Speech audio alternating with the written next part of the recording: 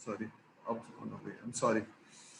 ठीक है, तो ये है। इसी तरह से कुछ गाइडलाइंस होती हैं, यानी लोगों की जो 15 साल से 20 साल से सॉफ्टवेयर बना रहे हैं, तो वो कुछ चीज़ें बताएंगे कि ऐसा मत करना, ऐसा कर लेना और ऐसा नहीं करना। तो देयर आर सर्टेन गाइडलाइंस। ठीक है, तो ये हम पढ़ेंगे जब हम थर्ड या वीक में जब जाएंगे सॉफ्टवेयर डेवलपमेंट लाइफ साइकिल, तो हम ये मेथोडोलॉजीज को पढ़ेंगे। जब छोटी टीम होती है या छोटा प्रोजेक्ट है, तो आप क्या कर सकते हैं कि आप हर काम खुद कर सकते हैं।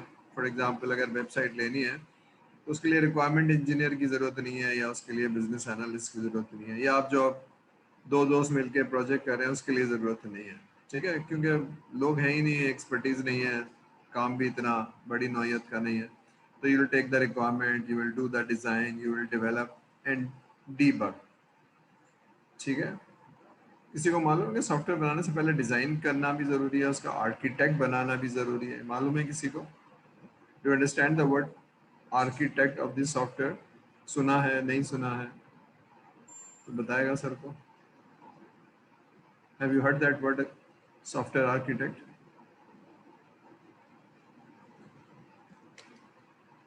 तो मैसेज भेज रहा है क्या? यस सर, सुना है। तो क्या चीज़ होती है भाई सॉफ्टवेयर आर्किटेक्ट? क्या चीज़ होती है?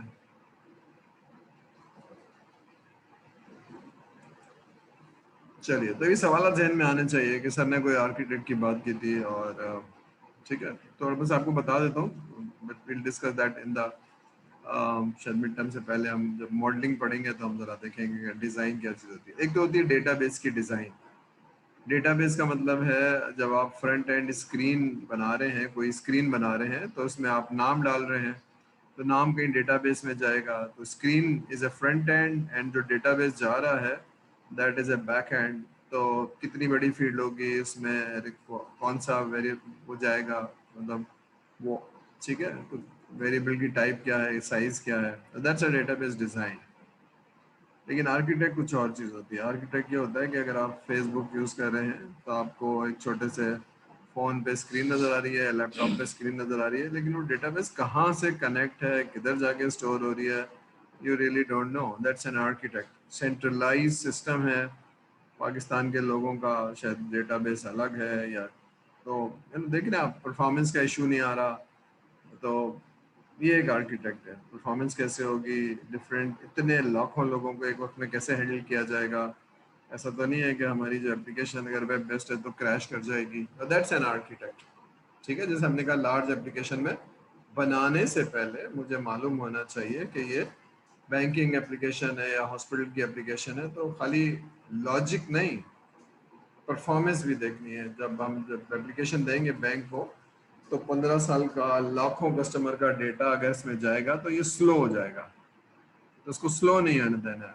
ठीक है, फिर अगर हम दो चार लोग बनाते वक्त यूज कर रहे हैं, 10 लोग यूज कर रहे हैं, वहां तो हजारों लोग यूज करेंगे बैंकिंग को, इंटरनेट बैंकिंग को, तो उस वक्त तो बिल्कुल रिस्पॉन्स ही नहीं देगा। तो ये आर्किटेक्ट है। How would you design such an software that no issue on the performance? ये वैसे ही है जैसे दो कमरों में तो मसला नहीं है, लेकिन जब बहुत बड़ी बिल्डिंग बना रहे हैं तो हजारों लोग आएंगे जाएंगे, ऊपर चढ़ेंगे नीचे उतरेंगे, ये कर सकते हैं, फलाना कर सकते हैं, तो कोई मसला नहीं होना चाहिए, कोई चीज़ स्टक नहीं होनी चाहिए। आग लग जाए तो क्या होगा?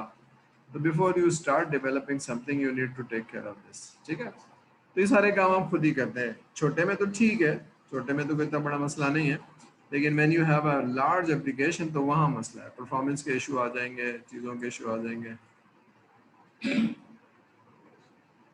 Sir will it not depend on hardware? चलिए, आपके सवाल को भी होल्ड कर लेते हैं। डिपेंड करता है हार्डवेयर पे, लेकिन कितना करेगा? अगर आपकी लॉजिक खराब है, आपकी डेटाबेस की ढूंढने की लॉजिक खराब है, तो फिर वो हार्डवेयर भी कुछ नहीं करेगा ना।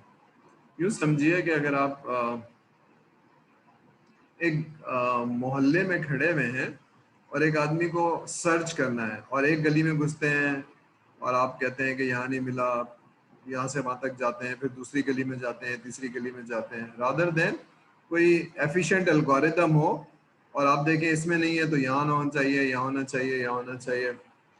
ठीक है, तो फिर आपकी लॉजिक अगर सही होगी तो आप अच्छी तरह से पहुंच जाएंगे। इसको यूँ समझिए कि अगर आपको मैं एक किताब दे दूँ और उसमें इंडेक्स ना हो और उसमें टेबल ऑफ कंटेंट ना हो और मैं कहूँ इसमें फलाना चैप्टर या फलाना सब्जेक्ट ढूंढो, आप ढूंढना शुरू हो जाएंगे और आप 3 दिन बाद आएंगे कि सर 300 पेज पढ़ लिए लेकिन अभी तक तो नहीं मिला, तो आप ढूंढते जाएंगे 500 पेज पे आपको मिलेगा।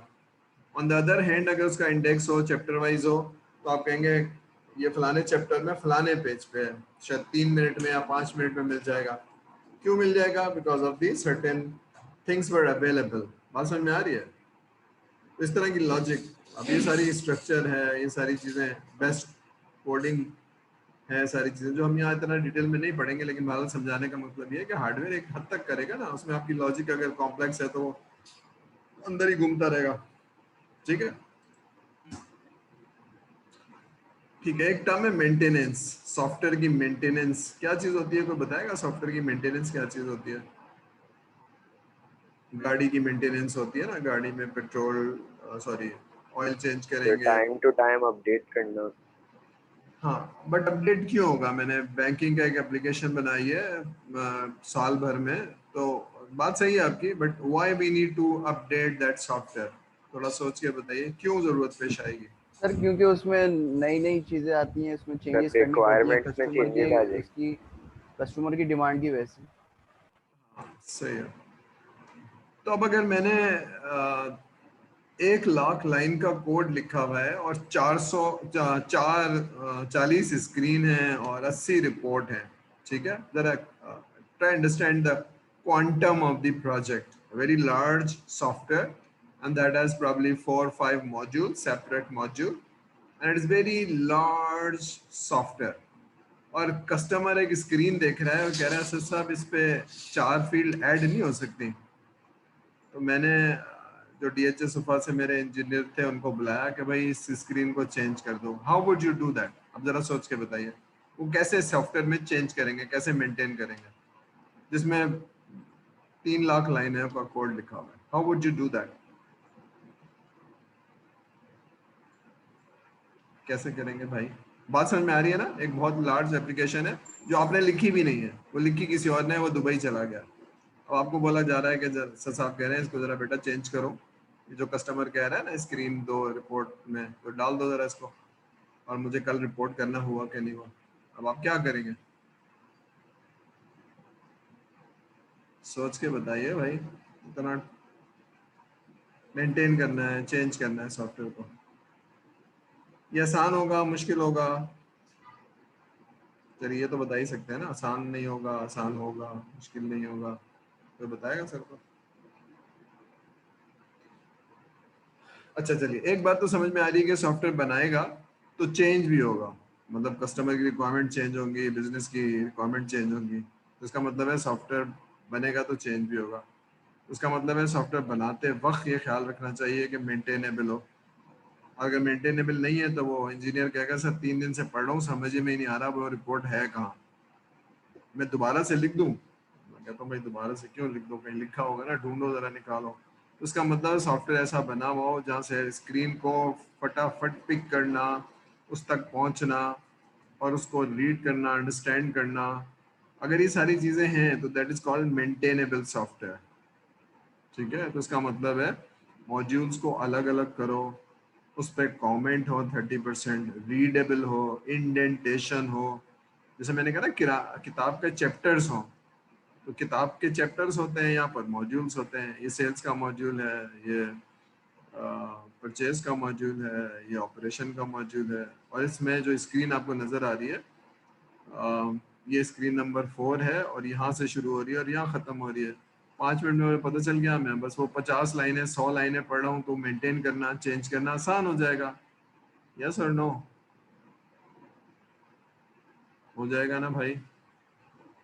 Yes sir. हाँ, तो इसका मतलब क्या है? इसका मतलब ये है कि लार्ज एंड कॉम्प्लेक्स एप्लीकेशन लिखने से पहले आपको ये बात मालूम होनी चाहिए कि जो लोग सॉफ्टवेयर लिख रहे हैं वो खुद भी भूल जाएंगे 6 महीने बाद, 8 महीने बाद। तो सॉफ्टवेयर ऐसा लिखा जाए जो अंडरस्टैंडेबल हो, रीडेबल हो और मेंटेनेबल हो। ठीक है, ठीक है ना भाई? तो इसका मतलब है कि हमें अब कुछ चीज़ें पढ़नी होंगी जिसको हम कहेंगे नेमिंग कन्वेंशन, जिसको हम कहेंगे कोडिंग कन्वेंशन, और हम कहेंगे कुछ और चीज़ें कहेंगे जिससे सॉफ्टवेयर को मेंटेन करना आसान हो जाएगा। ठीक है, ठीक है, आगे चलते हैं। अब थोड़ा सा समझ में आ रहा है लार्ज क्या चीज़ होती है, कॉम्प्लेक्स, क्योंकि सॉफ्टवेयर तो इंटेंजिबल है। अगर मैं आपसे बात करूं, एक सुजुकी है और एक मर्सिडीज है, तो सुजुकी भी देखी है, मर्सिडीज भी देखी है, स्टेयरिंग भी है, दरवाजे भी हैं, एक जगह से दूसरी जगह पहुंचाती है। लेकिन आपको मैं कहता हूँ दोनों गाड़ियां हैं, और गाड़ियां तो दोनों हैं, लेकिन आपको मालूम है किसकी प्राइस ज्यादा होगी, किसकी कम होगी, बिकॉज ऑफ दी। तो डू यू नो कि ये सॉफ्टवेयर सस्ता क्यों है? ये वेबसाइट तो यार 4 लाख में बनाई थी, ये एप्लीकेशन 40 लाख में नहीं बन सकती। आप तो 1.5 करोड़ मांग रहे हैं, तो क्या जवाब दूंगा मैं? What is large, what is complex? कैसे बताऊंगा कस्टमर को कि इसमें 1.5 साल लगेगा और 1.5 करोड़ लगेगा? वो तो कह रहा है वेबसाइट तो हमने 2 महीने में बनवा ली थी और 2-3 लाख रुपए में बनाई थी। How would I make him understand that what is large, what is complex? इसमें टाइम क्यों लगेगा? अब कैसे समझाऊंगा? फंक्शनैलिटी, सर फंक्शनैलिटी और रिलायबिलिटी दोनों रिलायबिलिटी क्या चीजें चीज होती है, फंक्शनैलिटी क्या चीज होती है? हाँ, मतलब बात सही है, क्या चीज होती है फंक्शनैलिटी? सर मतलब अगर जैसे अगर मेहरान और अगर आप बीएमडब्ल्यू की एग्जांपल ले रहे हैं, तो अगर इन दोनों का एक्सीडेंट होता है तो बीएमडब्ल्यू के अंदर ज्यादा पावर है कि वो इम्पैक्ट फेस कर सके। तो यानी जैसे अगर एक जैसे कोई वेबसाइट हम बना रहे हैं और अगर उस पर ज्यादा लोड आ जाए तो वो उस लोड को उसका सर्वर डाउन नहीं होगा, और जो सस्ती वेबसाइट होगी उसका सर्वर डाउन हो जाएगा। मतलब सर्वर भी स्ट्रांग होगा, डेटाबेस भी उसका स्ट्रांग होगा। चलिए, अच्छा, तो बात यह है कि लार्ज एंड कॉम्प्लेक्स एक चीज होती है जिसमें फंक्शनैलिटी ज्यादा हो सकती है और उसमें चीजें एट्रीब्यूट्स कॉम्प्लेक्स हो सकते हैं। अब ये खुद को समझना और कस्टमर को एक्सप्लेन करना, तो पहले तो मुझे खुद समझ में आना चाहिए कि कितना कॉम्प्लेक्स है। अगर समझ में आएगा मुझे, जब मैं 50 मंजिला बिल्डिंग बना रहा हूँ और मैं इंजीनियर हूँ, तो मुझे मालूम है ना कि ये इसमें लिफ्ट भी चाहिए, इसमें अगर आग लग गई तो ये भी चाहिए, अगर ऐसा हुआ तो ये भी होना चाहिए। तो I should know the complexity of that large system as an engineer. ये बात समझ में आ रही है? अभी हम उस पर, आपकी बातें सही हैं, लेकिन अभी हम उस पर डिबेट नहीं कर रहे। लेकिन the point is, do you understand, before you develop a software, that you should understand it is complex? तो उसमें मुझे ये चीजों का ख्याल रख लेना चाहिए। ठीक है, ठीक है भाई, ठीक है, चलिए, चलिए। अब एक छोटे सॉफ्टवेयर में तो एक आदमी सारे काम कर रहा था या 2-3 लोग सारे काम कर रहे थे, ठीक है ना? लेकिन जब स्पेशलाइज सॉफ्टवेयर बन रहा है तो रिक्वायरमेंट लेने वाला कोई और रोल होगा, आर्किटेक्ट वाला कोई और होगा, सॉफ्टवेयर डेवलपमेंट वाली टीम कोई और होगी, और टेस्टिंग कोई और करेगा। ये वही स्पेशलाइज रोल है। ठीक है, तो लार्ज टीम होगी, स्पेशलाइज रोल होंगे, मेंटेनेबिलिटी होगी, और सॉफ्टवेयर बनाने के बाद उसकी टेस्टिंग भी होगी। और टेस्टिंग एक डिफरेंट तरीके से होती है, रिक्वायरमेंट एक डिफरेंट तरीके से ली जाती है। ठीक है, अब मैंने आपको कहा बैंकिंग में जाइए, सॉफ्टवेयर लीजिए। If you are a developer तो you can not take a requirement. Requirement कौन लेगा? ये रिक्वायरमेंट वो लेगा जिसको बिजनेस की नॉलेज आती हो। मसलन आप as an engineer, software engineer, क्या जुबान बोलते हैं? You speak a technology language. आप डेटाबेस, आप यूएमएल, आप लैंग्वेज की बात कर रहे हैं, यानी समथिंग जावा, समथिंग पाइथन, तो दिस इज ऑल टेक्नोलॉजी। लेकिन बैंकिंग का आदमी तो बैंकिंग बोल रहा है जो मुझे समझ में नहीं आती है, जब मैं बोलता हूँ तो उसको समझ में नहीं आती। हम कैसे एक दूसरे को समझेंगे? ये एक चैलेंज है। तो रिक्वायरमेंट वो लेगा जिसको बिजनेस की नॉलेज हो, डोमेन की नॉलेज हो, पीपल हैंडलिंग आती हो, डॉक्यूमेंटेशन करना आती हो। That's a specialised role. Testing एक अलग रोल है। ठीक है, तो लार्ज एंड कॉम्प्लेक्स के अंदर लार्ज टीमें होंगी और स्पेशलाइज्ड रोल होंगे, और मेंटेनेबिलिटी एक अलग होती है। टेस्टिंग, टेस्ट केस बनाए जाएंगे, वैलिड इनवैलिड डेटा डाला जाएगा। तो हम ये सब पढ़ेंगे, टेस्टिंग क्या चीज़ होती है, फंक्शनल टेस्टिंग क्या चीज़ होती है। ठीक है, तो उसका नाम है। तो हम आ, लेकिन जब आप बड़ी क्लास में जाएंगे 7th 8th सेमेस्टर में, तो आप पूरा पढ़ेंगे, टेस्टिंग का पूरा कोर्स पढ़ेंगे। इसी तरह से रिक्वायरमेंट इंजीनियरिंग का पूरा कोर्स पढ़ेंगे, प्रोजेक्ट मैनेजमेंट का पूरा कोर्स पढ़ेंगे। ठीक है, तो यहाँ हम थोड़ी सी सरसरी सी चीज़ें एक एक दो दो क्लास में ये सब चीजें पढ़ेंगे, टेस्टिंग कैसे होती है। ठीक है, आगे चलते हैं। ठीक है, इसको हम क्विकली देख लेते हैं। देयर आर सर्टेन टर्मिनोलॉजीज मैंने यूज किए ताकि आप इसको नोट कर लें और फिर इसका जवाब आपको मिलना चाहिए। यहाँ एक सर ने वर्ड लिखा हुआ है artifact. New next team working on correct version of artifact, भी क्या इसी वजह से ये वर्ड यूज किया है। ठीक है, कोई भी प्रोसेस का output is an artifact. For example अगर एक प्रोसेस है रिक्वायरमेंट, तो रिक्वायरमेंट क्या करूँगा, मैं जाऊँगा मीटिंग करूँगा और फिर उसको लिखूँगा, फिर उसको वैलिडेट करूँगा। ठीक है, तो उसका एक आर्टिफैक्ट होगा, यानी इसको रिक्वायरमेंट का डॉक्यूमेंट कहते हैं। ठीक है, तो इसका करेक्ट वर्जन होना चाहिए। ऐसा तो नहीं है कि मैं गलत वर्जन पे काम कर रहा हूँ तो सारे काम मेरे ज़ाया जाएंगे। There has to be a mechanism. बात समझ में आ रही है? फॉर एग्जांपल 3 लोग हैं जो बैंक से रिक्वायरमेंट लेने गए हुए हैं। ठीक है, और बैंक को जब उन्होंने रिक्वायरमेंट दिखाई तो बैंक ने कुछ कहा इसको चेंज करो, तो वो उन्होंने चेंज की और उसका नेक्स्ट वर्जन डाल दिया। लेकिन जो डेवलपमेंट टीम है वो गलत वाले वर्जन पे काम करी है जिस पे चेंज हुआ है, तो वो 3 दिन से काम कर रही है और 5 लोग, तो 15 मैन डेज ज़ाया चले गए। बात समझ में आ रही है? तो लार्ज टीम में एक ये इशू भी है, कौन सा वर्जन, कौन सी चीज़ें, जिसको हम कॉन्फ़िगरेशन मैनेजमेंट कहते हैं। ये भी हम मिड टर्म के बाद या फाइनल से थोड़ा सा पहले पढ़ेंगे। पॉइंट इज कि जब लार्ज टीम होगी तो बहुत सारी चीज़ों का ख्याल रखना होगा कि ये जैसे बड़ी टीम होती है ना, तो जब टीम होती है एक हाफ होता है वो अपना रोल प्ले करता है, इसी तरह से जो गोल करने वाले लोग हैं वो एक अच्छा ये 10 मिनट्स का वो आ गया, तो अगर 10 मिनट्स के बाद ये अगर आपको बाहर निकाल दे तो लॉग इन दोबारा से कर लीजिएगा। ठीक है, ठीक है। इसी तरह से मेंटेन वाली टीम अलग होगी, डेवलपमेंट टीम वाली अलग होगी, टेस्टिंग वाली टीम अलग होगी, उनका टेस्टिंग का टेस्ट एक अलग वो है।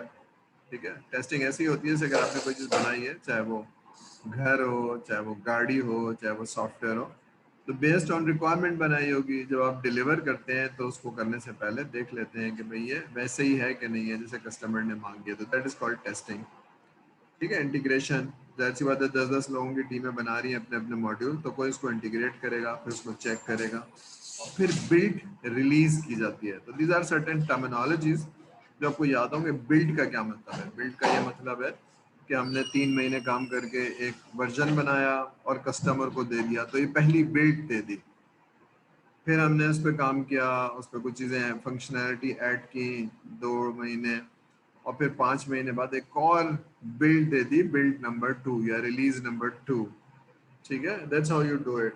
ठीक है, तो जब हम पढ़ेंगे कि एक्सपोनेंशियल सॉरी जो होती है ना, यानी सॉफ्टवेयर बनाते जाते हैं और देते जाते हैं तो उसमें फीचर्स ऐड करते जाते हैं, तो ये कौन सी मेथडोलॉजी है हम ये भी देखेंगे। आगे चलते हैं थोड़ा सा, 1 मिनट चलो जाओ भाई, this is not working. Okay, तो ये सारी सेपरेट टीम होती है। अब सेपरेट टीम यहाँ लिखा हुआ है तो किसी वजह से होती होंगी। ठीक है, किसी वजह से इसलिए होती है कि सॉफ्टवेयर बनाया और आपका डेवलपमेंट सर्वर पे रखा हुआ है, लेकिन आपकी जो टेस्टिंग सर्वर है वो अलग होना चाहिए।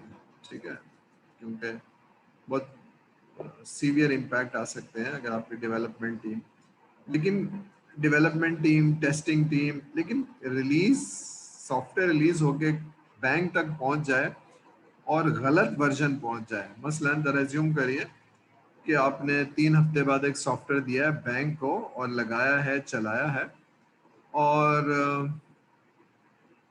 पूरे पाकिस्तान में वो सॉफ्टवेयर चल रहा है। ठीक है, और तकरीबन 800 लोग उसको यूज कर रहे हैं। पता चला कि जो सॉफ्टवेयर आपने लोड किया है वो पुराना वर्जन है जिसमें बग था, रिपोर्ट हुआ था, सही हुआ था, वो बग दोबारा आ गया है क्योंकि आपने गलत वर्जन लोड कर दिया है। Is it acceptable? तो बताएगा, is it acceptable at the bank? गलती हो गई सर, गलती हो गई, is it acceptable to the bank? तो बताएगा सर को। No sir. नो सर, क्यों नहीं भाई? गलती हो गई ना, इंसान से गलती नहीं हो सकती। क्यों नहीं हो हो सकती? सकता है। बैंक का सॉफ्टवेयर बहुत सेंसिटिव होता है, जब भी उसके लिए गलती की गुंजाइश नहीं होती। हाँ, गलती हो सकती है।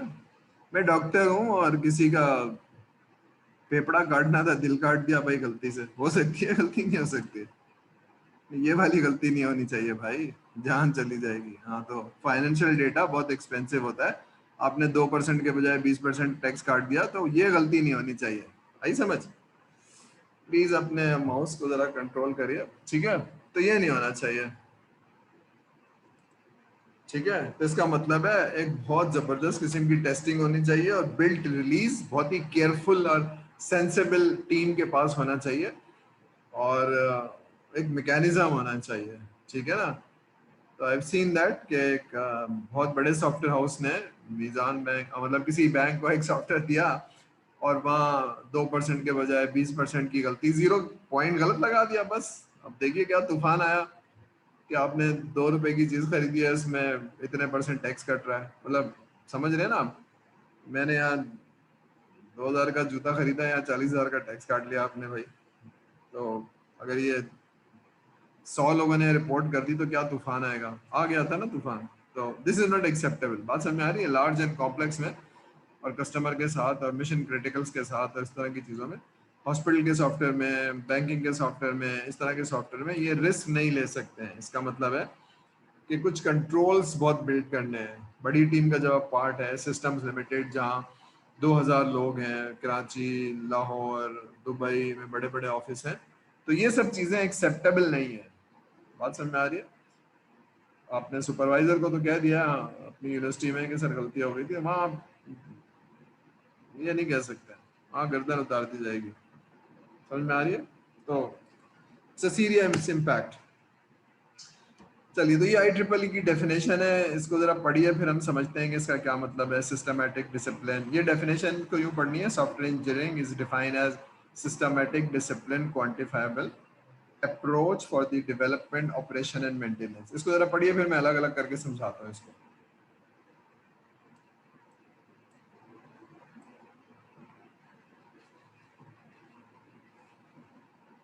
ठीक है, अब जरा इसको अलग अलग समझते हैं। What is the meaning of systematic? What is the meaning of discipline? And what is quantifiable in software engineering? Systematic से क्या समझ में आ रहा है भाई? What is systematic? तो बताएगा सर को।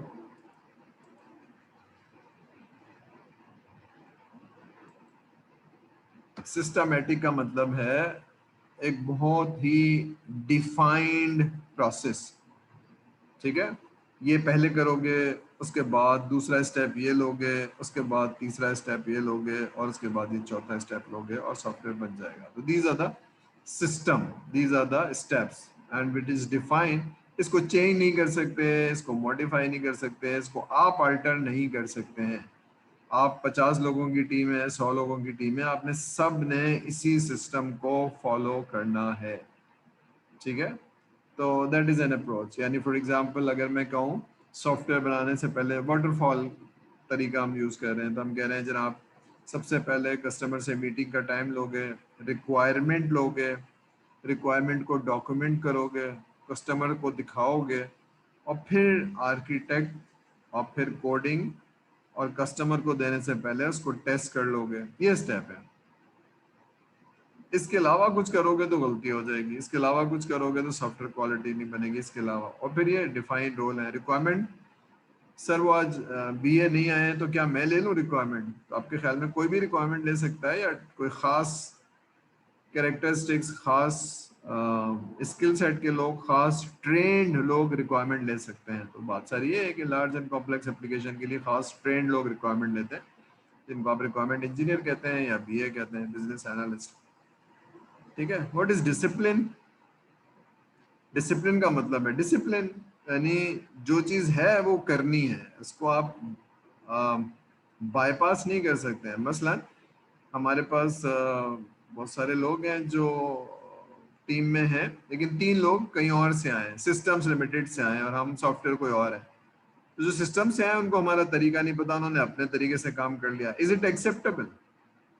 दिस इज नॉट एक्सेप्टेबल, क्योंकि उनको उसी तरह से काम देखने करने की आदत है, तो डिसिप्लिन है, ये नहीं करना है तो नहीं करना है। मसलन रिक्वायरमेंट लेने के बाद कस्टमर को दिखाओ, उससे अप्रूवल ले लो, उससे साइन ऑफ ले लो, उससे अप्रूवल और साइन ऑफ लिए बगैर नेक्स्ट स्टेप में मत जाना, इससे बहुत नुकसान होता है। व्हाट इफ अगर कस्टमर ने छोटी सी चेंज कर दी तो this is a discipline. Sir वो मैंने सोचा कि वो दे ही देगा, उसने एग्रीमेंट तो कर ही दिया था, बस साइन ऑफ नहीं किए थे, तो हमारे 3 महीने जाए हुए थे इस वजह से। क्यों? कस्टमर ने कहा भाई मैंने तो साइन ऑफ दिया नहीं था, मैंने तो बताया था, उसके बाद आपने मुझे भेजा कहा, मैंने भेजा नहीं तो मैंने आपको ये नहीं किया। तो जो टीम थी उसकी, तो समझ रहे ना आपके, इतने लोगों की 2.5-3 महीने की मेहनत सब पानी में चली गई। तो दैट इज, तो इसके लिए क्या होता है, SEPG यानी software engineering process group. Process group क्या करता है, जो प्रोसेस है उसकी कंप्लाइंस चेक करता है, आप उस प्रोसेस को फॉलो कर भी रहे हैं कि नहीं कर रहे, इसको आईजो भी कहते हैं। आईजो में होता है ना, प्रोसेस है उसको आप फॉलो कर रहे हैं, नहीं कर रहे, नहीं कर रहे हैं तो नॉन कंप्लाइंस देगा। मसलन रिक्वायरमेंट का एक प्रोसेस है, तो do you follow that process और नॉट, कोई पुलिस वाला काम करेगा और उसको देखेगा, फिर वो देखेगा टेम्पलेट जो हमने है वही यूज कर रहे हैं, कोई और यूज कर रहे हैं, कोई और यूज कर रहे हैं तो इजाजत नहीं दे देगा, नॉन कंप्लाइंट दे देगा आपको। ठीक है, मैं एग्जांपल से समझाता हूँ। मसलन जब आप कोडिंग कर रहे हैं तो नेमिंग कन्वेंशन होंगे कि इन 200 नामों के अलावा आप कोई और नाम यूज नहीं कर सकते, और उसमें 30% कमेंट होना जरूरी है, यानी हर तीसरी लाइन के बाद कमेंट, तो नॉट एग्जैक्टली हर तीसरी लाइन के बाद, लेकिन बहरहाल ये कि उसमें कमेंट होने जरूरी है और रीडेबल हो, पढ़ा जा रहा हो, समझ में आ रहा हो। अब मेरे पास एक लड़का आया, I was the operation head of a software house, senior developer था। सर ये देखिए, ये फलाने साहब ने मेरा सॉफ्टवेयर फेल कर दिया है, कह रहा है आगे नहीं जा सकता। मैंने कहा क्यों?